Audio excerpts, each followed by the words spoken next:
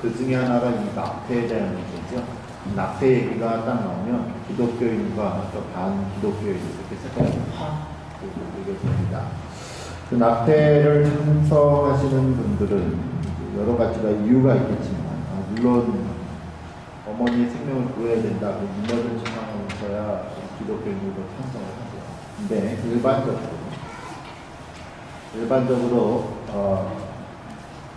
낙태를 찬성하시는 분들과 반대하시는 분들의 근본적인 차이점은 이 생명의 근원을 어디서 보느냐, 그러니까 시작점이 어디냐겠죠.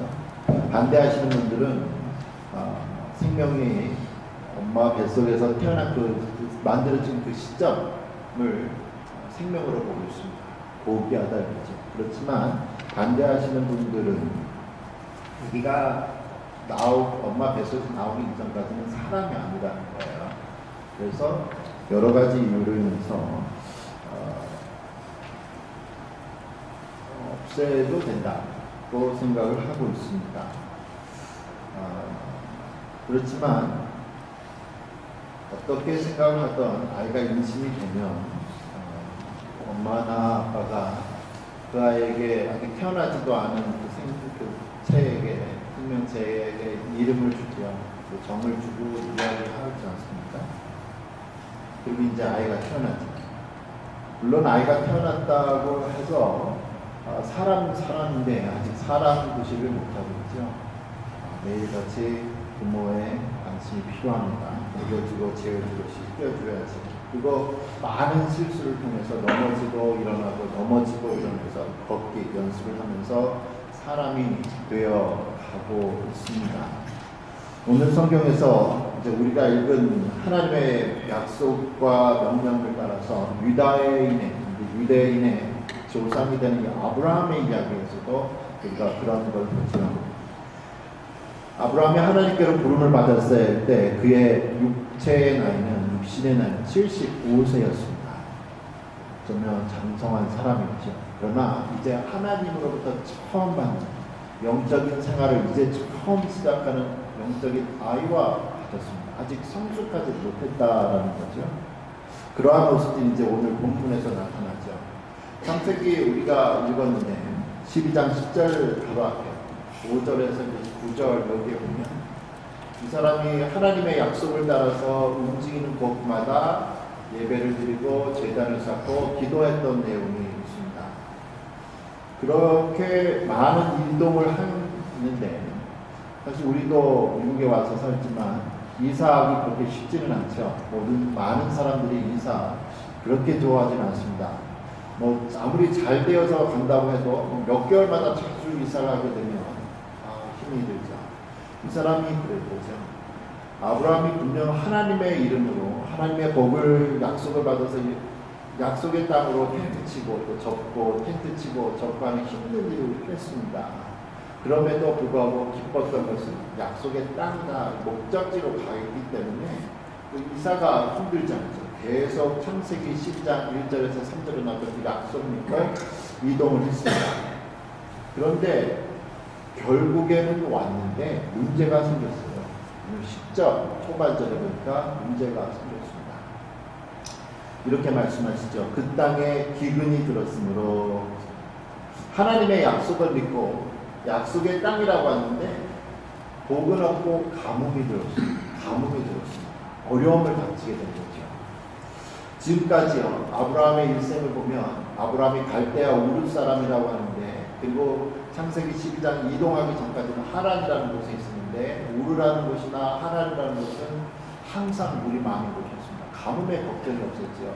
특별히 우리가 아브라함과 그 후손의 사람들을 가리켜서 히브리인이다 그랬죠. 히브리인이다 그랬는데 얼마 전에 설교했지만 혹시 기억나시나요? 히브리인이 이게 무슨 뜻이냐? 히브리인은 히브리 사람이다라는 뜻은 그 강을 건넌 사람, 여기서 그 강이 뭐냐? 메소포타미아 문명, 인류의 최초의 문명이 시작되는 이 메소포타미아 문명, 유브라테스 강과 티그리스 강 사이의 땅, 강 사이의 땅이라는 뜻이 메소포타라는 뜻인데, 그러니까 유브라테스 강, 더 길지요. 티그리스 강보다. 유브라테스 강을 건넌 사람이라는 것이 히브리다라는 뜻입니다. 강을 건넌 사람. 그러니까 이 갈대아우르는 이 유브라테스 강의 저 밑에 하류 지방에 있거든요. 항상 물이 많았습니다. 두 강이 만나는 그 지점에 있었습니다. 꼭지점은 삼각줄 정도죠. 비옥했어요. 물에 대한 걱정이 없었습니다. 그리고 아버지를 따라서 다시 한번 이동을 하게 되는데 그것이 하란입니다. 하란은 유브라테스 강의 상류 지방에 거기도 비옥한 땅이었습니다. 물이 있었습니다. 그래서 아브라함에게는 가뭄이라는 것이 생소한 느낌이에요. 그런 사람에게 지금 가뭄이 없어요. 어떻게 할지 모르는 거죠. 평생 항상 물이 있었던 동네에서 살았기 때문에 그렇습니다. 올해 정말 우리 눈 많이 왔죠? 저도 나중엔 눈이 무섭고 짜증나고 이게 분명히 하나님이 하시는 일인데 눈이 또 얼마 전에 또 지난주에 왔잖아요. 다 눈이 오니까 감도 없어요. 무섭지도 않고 이제 또 왔나 보다. 처음에는 이거 눈이 오면 어떻게 하지? 운전도 되게 조심했는데 감이 없었어요. 저희 장모님이 아틀란타에 사시는데 1월인가 갑자기 전화 왔죠. 어저께 큰일 났다. 아틀란타에 갑자기 눈이 내려가지고 우리도 차에서 어떤 사람 12시간 같이 있었다. 도대체 무슨 일이 있었길래 아틀란타시 전체가 마비됐다. 인터넷 들어가서 도대체 무슨 일이 있었다. 동영상을 보니까 웃음밖에 안 나더라고요. 1인치도 안 오는 눈 가지고 저 사람들은 뭐지? 우리가 있는 눈을 한번 보여줄까? 근데 생각해보니까 거기는 눈이 뭔지 남쪽 지방이니까 여기처럼 뭐 소금을 항상 비치해 두는 것도 아니고 어떻게 한 정도가 감당할지 모르니까 마비가 되는 거죠. 마비가 되죠. 바로 그렇죠. 오늘 아브라함도 너무 당황한 사건입니다. 가뭄이 뭔지 모르겠어요. 물이 없는 게 뭔지 모르는 곳에서 여태껏 살아왔습니다. 근데 하나님의 약속을 믿고 왔는데 가뭄이 들었습니다. 그렇기 때문에 당황하죠. 이럴 때 어떻게 해야 되나? 여러분도 아마 신앙생활 우리가 다 하는 이유가 있겠고 교회를 나온 이유들이 아마 다 틀리겠지만 다는 아니겠지만 어떤 분들은 많은 경우는 하나님을 믿는 복을 받는데 하나님 믿으면 잘 된대. 이런 마음으로 우리도 전도를 했고 또 교회를 나오지 않았는가 생각을 해봅니다. 근데 교회 나오면 좋지요. 외롭지 않고 사람 만나고 필요한 정보도 얻고 좋습니다. 그런데 교회 생활이 항상 즐겁고 좋은 것만 아니거든요. 신앙생활이 항상 좋고 즐겁지만 않지요. 마치 어린아이가 학교 가기 전까지는 온 세상이 다 자기가 중심입니다. 집에서 자기가 왕자고 공주였지요. 근데 유치원이라는 데 가니까 그게 아니거든요. 다 왕자고 공주입니다. 세상을 배워나가기 시작하고 어려움을 겪고 당황하게 됩니다. 교회라는 곳, 그리고 또 신앙생활하는 것 역시 이론적으로는 행복해야 하고 어려움이 없어야 합니다. 그러나 이 땅의 교회가 완전하지 않게, 하나님의 교회는 완전하지만 그 구성원인 우리가 완전하지 않기에 신앙생활할 때 또 다른 사람들을 통해서 그리고 다른 사람은 나 때문에 어려움을 당하게 됩니다. 분명 예수님을 믿으면 복을 받는다고 했는데 교회를 통한 어려움이나 혹은 이 세상에 살면서 어떤 사람은 어떤 어려움을 믿는 사람이기 때문에 당하는 어려움들이 있죠. 예수님 믿고 나서 사업이나 직장이 더 어려워지는 경우도 있습니다. 건강을 해치는 경우도 있고요. 예수님을 믿고 나서 부부 사이가 더 힘이 들어지는 경우도 있습니다. 자녀들과 다른 사람들과 더 갈등이 심화되는 경우도 있어요. 이처럼 예수님 믿고 나서 생기는 예상치 않은 문제가 닥쳐질 때 어떻게 해야 됩니까? 오늘 본문에서 아브라함이 예상치 않은 가뭄을 맞았을 때 그는 어떻게 했는가? 10절에 이렇게 말씀합니다. 그 땅에 기근이 들었으므로 아브라함이 애굽에 거류하려고 그리로 내려갔으니 이는 그 땅에 기근이 심하였습니다. 보통 기근도 깜짝 놀랐을 텐데 처음 만나요. 심했다. 당황했습니다. 그러니까 아브라함은 어떻게 했냐면 가뭄 걱정에 이집트로 피신했습니다. 거류했다. 거류민이다 그러는데, 그래서 거기 살려고 가는 게 아니라 이민 갔다는 얘기가 잠깐 피해 갔다는 거예요. 지금 살고 있는 이곳 가나안 땅에, 약속의 땅에 가뭄이 있으니까 잠깐 피해 갔다가 다시 돌아올 의도를 가지고 사용된 단어가 거류라는 겁니다. 현명한 것 같죠? 어려운 일을 당했을 때 어때요? 잠깐 돌아가는 일, 상식적으로 옳은 일입니다. 마치 시험 문제 볼 때 어려운 문제가 있는데 어려운 문제 하나 가지고 지금 아직 40문제는 더 풀어야 되고요. 시간도 한 40분 있는데 이제 문제 5번이 어려운 문제에서 나머지 40분을 다 쏟아부을 필요가 없어요. 모르면 건너뛰고 빨리 다음 문제 착착착 갔다가 남는 시간 돌아와서 문제 하겠죠. 그게 지혜로운 겁니다. 어려움이 있을 때 피해가고 나중에 시간 되면 돌아옵니다. 그게 지혜로운 거예요. 상식에 맞는 겁니다. 이렇게 보면 아브라함은 가뭄을 만났을 때 잠깐 내가 이집트에 피해 갔다가 거기 나일강이 있으니까 잠깐 피해 갔다가 다시 돌아오겠다. 좋은 생각이고 상식적으로 맞는 생각입니다. 그런데 여기서 이제 드디어 묻게 되는 거죠. 그럼 무엇이 믿음이냐? 무엇이 믿음이냐? 하나님께서는 아브라함에게 약속의 땅에 있으라고 하셨지, 어려움이 있으면 약속의 땅을 떠나라고 하지 않으셨습니다. 우리 오늘 본문 바로 앞에 5절에서 9절에 아브라함이 하란이라는 곳에서 남쪽으로 이동할 때마다 가는 곳곳마다 하나님께 제단을 쌓고 제사를 드렸고 기도를 했다고 써 있습니다. 그런데 지금 약속의 땅에 와서 가뭄이라는 당황스러운 사건이 발생하니까 기도했다는 얘기가 없습니다. 하나님 어떻게 하면 좋겠습니까? 하나님께 제사를 드리고 하나님의 뜻을 구했다는 내용이 없습니다. 즉흥적으로 본능적으로 가뭄이네 피해야지. 근데 하나님은 떠나라고 하지 않으시거든요.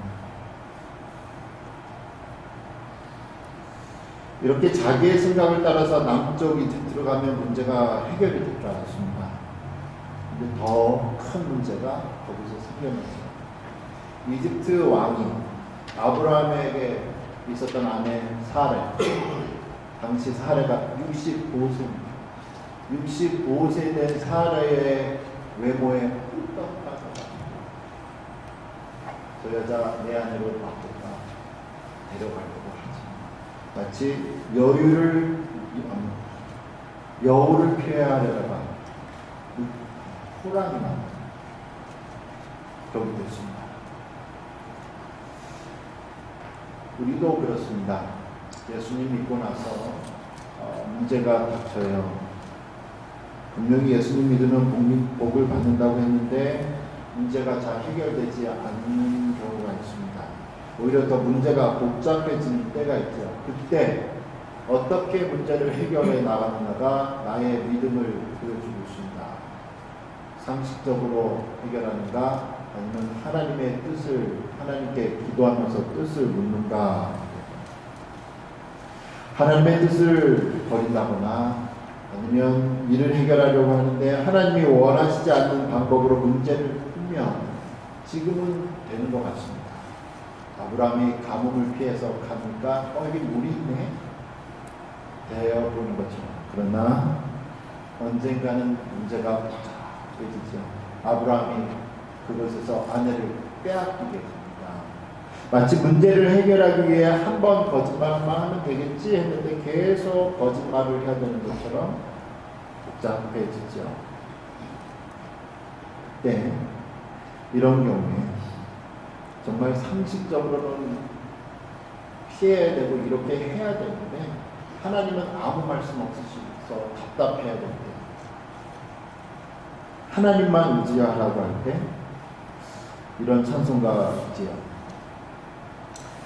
너 시험을 당해 범죄치 말고 너 용기를 다해 곤물리지라 너 시험을 이겨 새 힘을 얻고 주 예수를 믿어 늘 승리하라.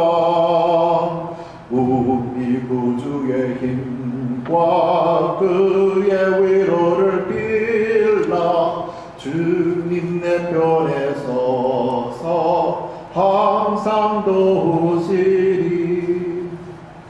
우리는 이해가 안 되는데 상식적으로는 이렇게 하는 게 맞는데 하나님이 아니다 그러면 지켜나가야지.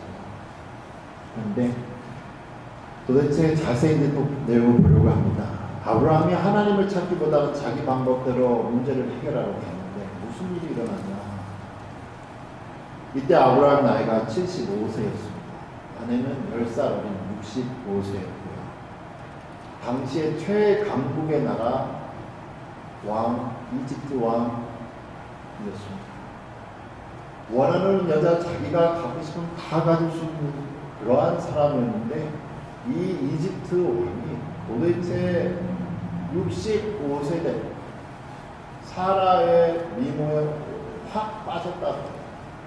도대체 아마 사라는 우리 교회 여자 성도분들 같이 다 예쁘게 생겼나 봐요.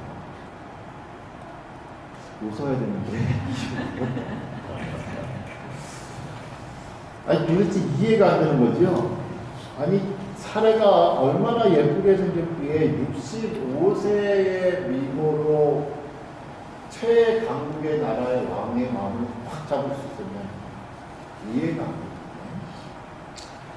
그래서 천국에 가면 정말 보고 싶은 여자 한 명이 사라예요. 저 어떻게 생겼겠어요? 근데 책에 보니까 이렇게 얘기했죠. 사라가 아이를 한 번도 낳아본 적이 없죠. 그러니까 처녀의 몸매를 가지고 있을 것이다 라고 이야기를 하고 있습니다. 그리고 이 이집트는 아프리카죠. 아프리카는 피부 색깔이 검지요. 그리고 이 여자 아브라함이나 이 사라는 오늘날의 이라크 지방 사람입니다. 중동 지방 사람입니다. 흑인들보다 아프리카 사람보다 피부색이 더 하얗죠.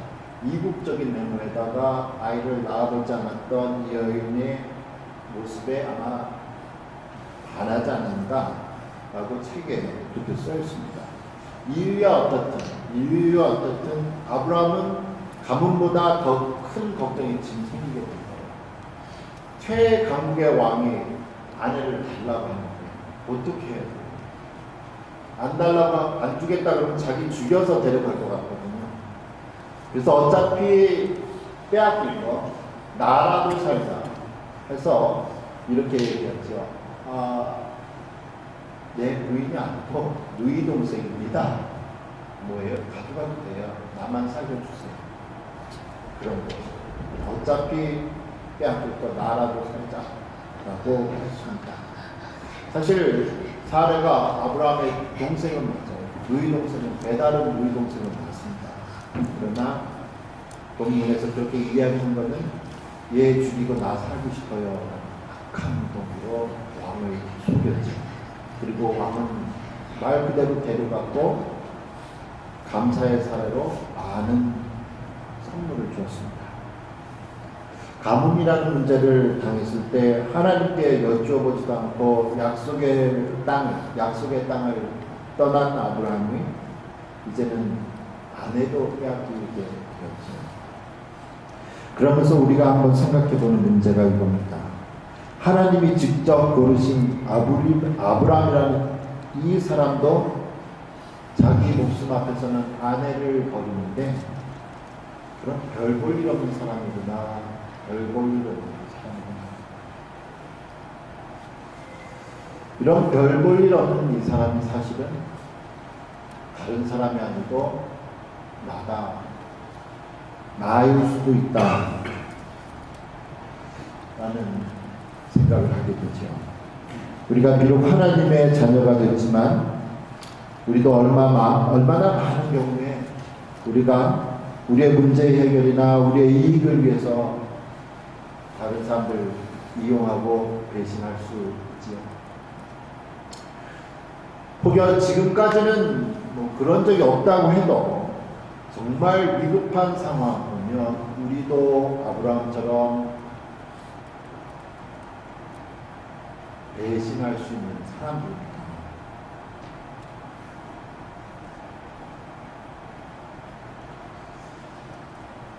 아브라함이 이렇게 변했고 부인을 내놓고 또 우리도 그럴 수 있는 사람인데 우리는 변하는데 성경을 보니까 변하지 않는 분 한 분이죠.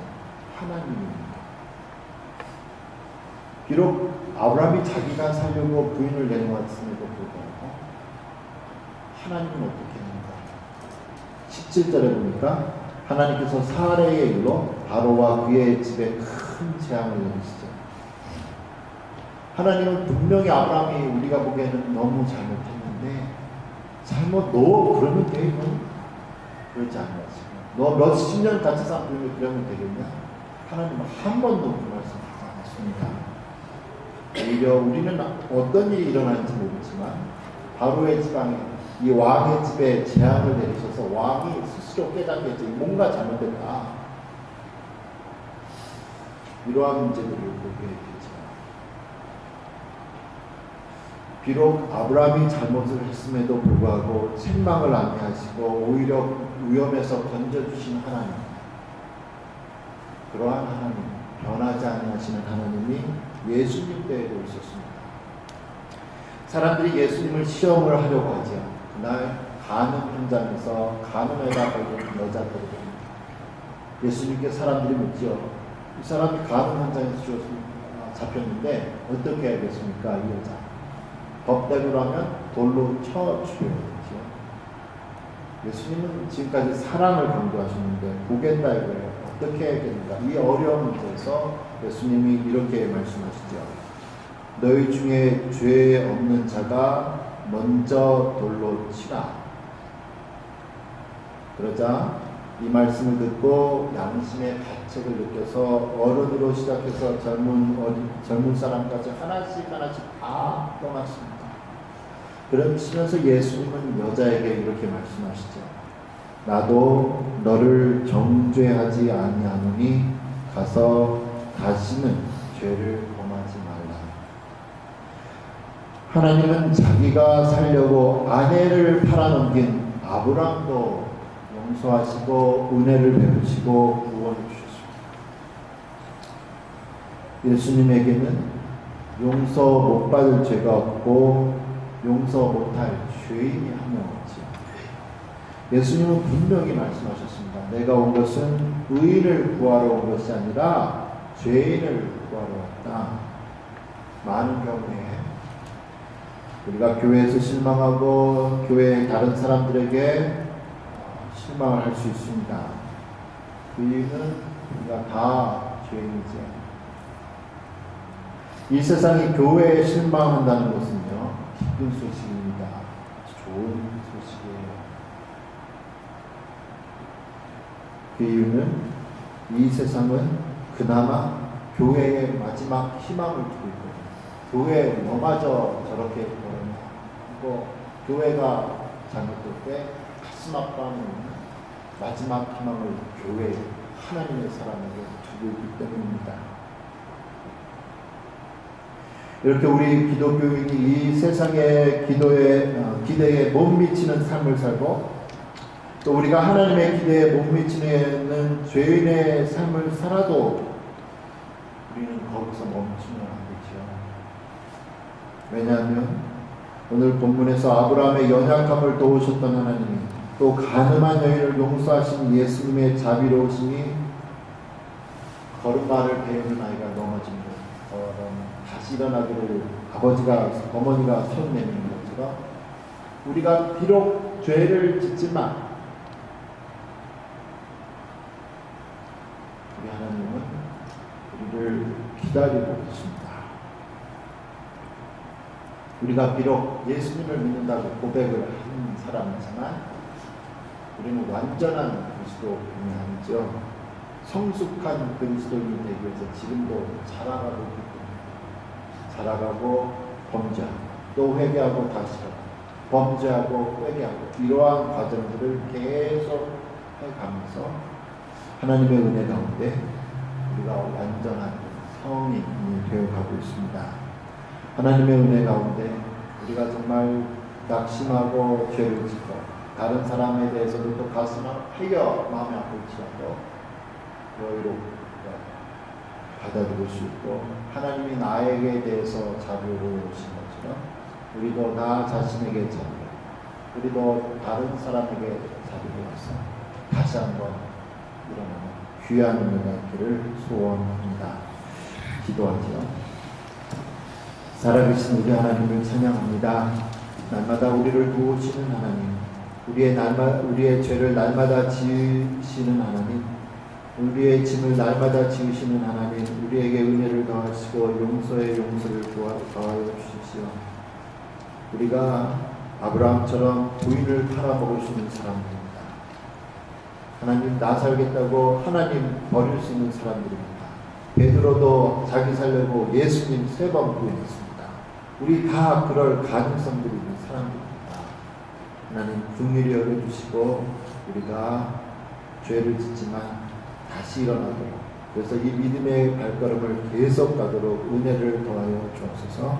귀하신 예수님 이름으로 기도합니다.